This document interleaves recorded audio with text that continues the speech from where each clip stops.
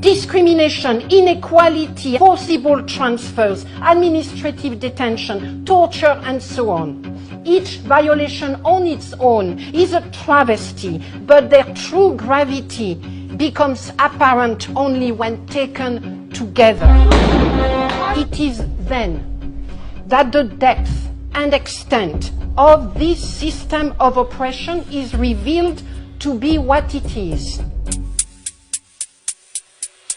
a system of apartheid and crimes against humanity.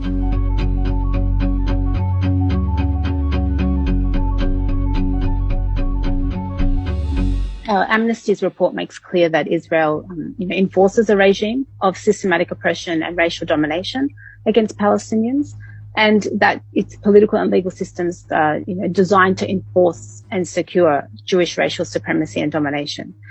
For Palestinians, none of this is new. The significance of this report by Amnesty is that now those who deny us permission to narrate, as Edward Said eloquently stated, they cannot ignore the fact that one of the world's most prominent human rights organizations has affirmed with such meticulous evidence and details what we have been saying and documenting for years.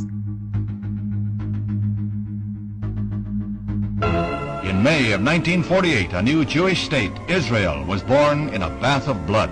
Here, Israeli troops routed the Arabs and took hundreds of prisoners. A systematic effort by settler groups, encouraged by right-wing Israeli politicians, to force Palestinians out and move Israelis in to change. Israel's apartheid regime impacts on the Palestinian people as a whole, including Palestinian refugees in other countries.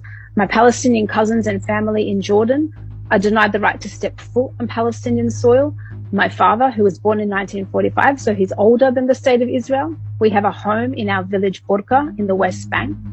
He can only visit on an Australian passport only if an Israeli soldier at the border decides on a whim to grant him permission to enter. The first trip we were allowed 7 days. The second trip, the soldier was a bit grumpier and only allowed us 5. And so you can see there how it affects Palestinians as a whole. And this is a really important step in understanding what we are talking about here and the root cause of it as a Jewish, settler colonial enterprise. Amnesty International says Israel is committing apartheid.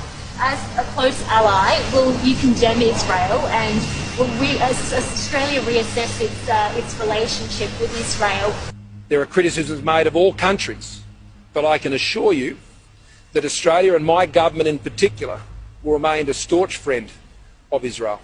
I'm talking to you here on stolen land, and so it's no surprise that Australia has been one of Israel's staunchest allies because it shares that settler colonial logic. And so there is a symbolic and historical, synergy between these states. Really, for me, and for Palestinians, the question has never been how do we get those in power to see our humanity, because we know that they won't, because there is there is an economic logic in maintaining this regime and in maintaining these imperial webs. And once again, with Australia's response, we've seen this signalling towards Israel that Australia has Israel's back, no matter what it does. So we know from past movements against the apartheid regime, for example, in South Africa, that what caused governments to change their policy was the mass mobilization. Ordinary people, civil society, union movements, academics, popular culture. And we're seeing that momentum building here and around the world.